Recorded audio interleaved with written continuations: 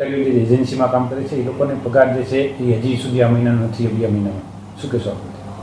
East zone જે છે એની અંદર SWM વિભાગ માટે 100 જેટલા માણસો આઉટસોર્સિંગ એજન્સી મારફતે રાખવામાં આવેલ છે. એ ક્રિએટિવ મેનપાવર સોલ્યુશન્સ કરીને જે એજન્સી છે એને આ વર્ક ઓર્ડર મળેલું હતું. અગાઉ જે એગ્રીમેન્ટ થયેલો છે અને જે વર્ક ઓર્ડર આપેલો છે એ રીતે તમામ કર્મચારીઓનો નિયમિત રીતે એ લોકોએ પગાર કરવાનો હોય છે અને પગાર કર્યા પછી એ ક્લેમ કોર્પોરેશનમાં બિલ મૂકીને કરવાનું હોય છે. અત્યારે આજે સવારે કેટલાક કર્મચારીઓ દ્વારા મને રજૂઆત કરવામાં આવેલી હતી કે અમારો પગાર જે નવેમ્બર મહિનાનો છે હજુ સુધી થયેલો નથી. સવારે જ મેં એજન્સીને સૂચના આપેલી હતી કે આજે સાંજ સુધીમાં તમામ કર્મચારીઓનો પગાર કરી અને મને રિપોર્ટિંગ કરવાનું રહેશે.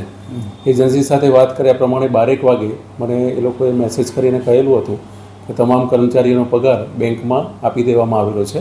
અત્યાર સુધીમાં કર્મચારીઓના એકાઉન્ટમાં આવી ગયેલો હોવું જોઈએ. આમ છતાં એ કર્મચારીઓ જે મને રજૂઆત કરવા આવેલા હતા એ લોકોને કહ્યું હતું કે તમારો જો 2 દિવસમાં પગાર ના આવે તો સીધા જ મને રૂબરૂ મળીને રજૂઆત કરી શકે છે. તો તમામ કર્મચારીઓનો પગાર થઈ જાય એ પ્રમાણે કોર્પોરેશન દ્વારા એજન્સીને સૂચના આપવામાં આવેલી છે. થયેલું પણ છે. નહીં થયેલું હોય તો કર્મચારીઓનો પગાર કરી દેવામાં આવશે.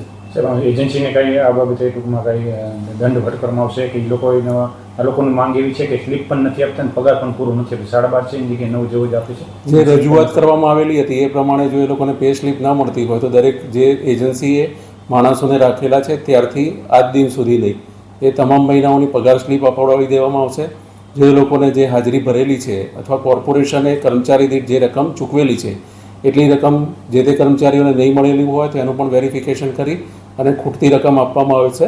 અને એજન્સીને અમે નોટિસ આપી અને બ્લેકલિસ્ટ કરવા માટેની એક નોટિસ આપી અને એનો ખુલાસો માગીએ છીએ. જો એજન્સીની કામગીરી સંતોષકારક નહીં જણાય અને ભવિષ્યમાં પણ આ પ્રકારની હરકતો કરવામાં આવશે તો એને બ્લેકલિસ્ટ કરવાની કાર્યવાહી કરવામાં આવશે.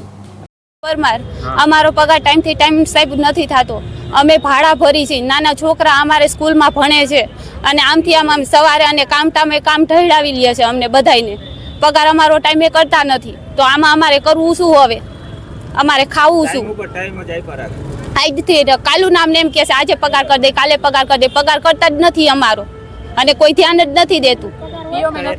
અમારું PF નથી કપાતું, પૂરતો પગાર નથી આવતો. એમ કે 12,500 પગાર તો 12,500 પગાર નથી દેતા, તો PF નથી કપાતો, અમને સ્લીપ નથી દેતા, કાંઈ કરતા નથી. તો હવે અમારે કરવું શું?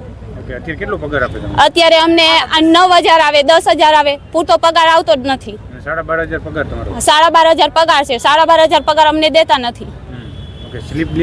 કાંઈ નથી દેતા, અમને કાંઈ દેતા નથી અત્યારે. પગાર કદે આ લોકો એમ કે અડધી પોણી કલાકમાં નહીં થાય તમે શું કરશો? નહીં થાય તો અમે કામ નહીં કરી, બધા નીકળી જશું. અમારે પગાર ટાઈમથી ટાઈમ જોઈએ. અમને 1 થી 15 ની વચ્ચે અમારો પગાર જોઈએ. હવે અમને પગાર થઈ જશે તો અમે કામે ચડી જશું. અમે કામની ક્યાં ના પાડી છે? અત્યારે પગાર નહીં દે તો અમે નહીં, અને અમારી પગારની જવાબદારી લ્યો તો અમે કામે ચડી જશું. 1 થી 15 ની વચ્ચે અમારો પગાર થઈ જશે તો અમે કરવા માંડશું કામે. તમે એજન્સીમાં હો કે ડાયરેક્ટમાં છો? એજન્સીમાં છે. Creative agency? હા.